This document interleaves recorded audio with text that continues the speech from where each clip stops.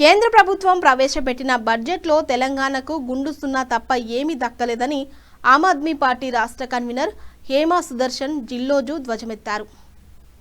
Hyderabad Aam Aadmi party రాష్ట్ర కార్యాలయంలో విలేకరుల సమావేశంలో ఆమె మాట్లాడుతూ, దేశం బాగుపడాలంటే విద్య, వైద్య రంగానికి పునాది వేయాలి, కానీ ఆ రెండు రంగాలను పూర్తిగా నిర్వీర్యం చేసిందని మండిపడ్డారు.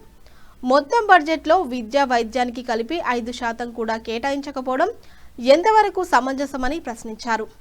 విద్యారంగానికి కేవలం 1,39,000 కోట్లు మాత్రమే కేటాయించడం యువత భవిష్యత్తును కేంద్రం తాకట్టు పెట్టిందని విమర్శించారు. ఉద్యోగాలు లేని యువతతో దేశం ఎలా ముందుకు సాగుతుందని ప్రశ్నించారు. రాష్ట్రం నుండి కేంద్రానికి పన్నుల రూపంలో పోవడమే తప్ప తిరిగి రావడం మాత్రం లేదన్నారు.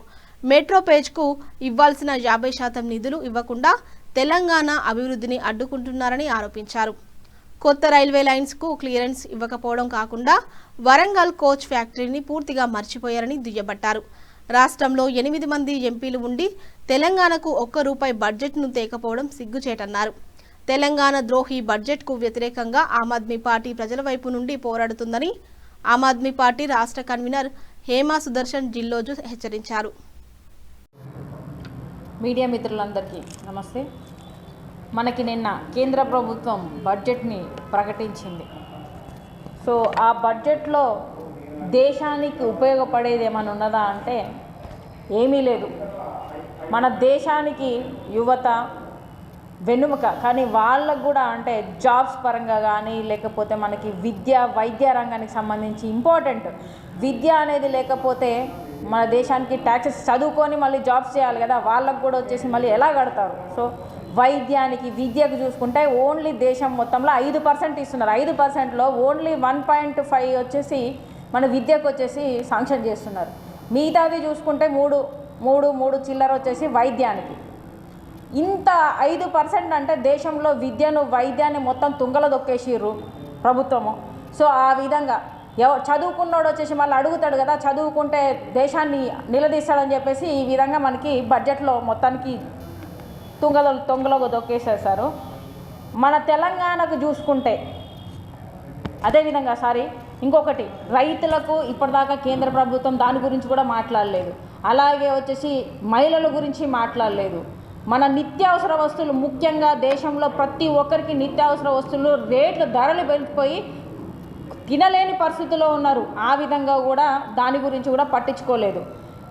ఈ విధంగా చూసుకుంటే సామాన్య ప్రజలకు కేంద్ర ప్రభుత్వం చేసింది ఏమీ లేదు, గుండు సున్నా మాత్రమే అని తెలుస్తుంది.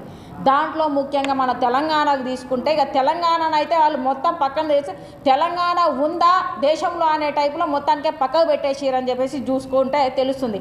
ఎందుకంటే మన తెలంగాణకు రావాల్సిన నిధులలో వచ్చేసి ఏ ₹1 కూడా పాతవి ఉన్నవి, వాటివి కూడా బడ్జెట్ గురించి మాట్లాడలే.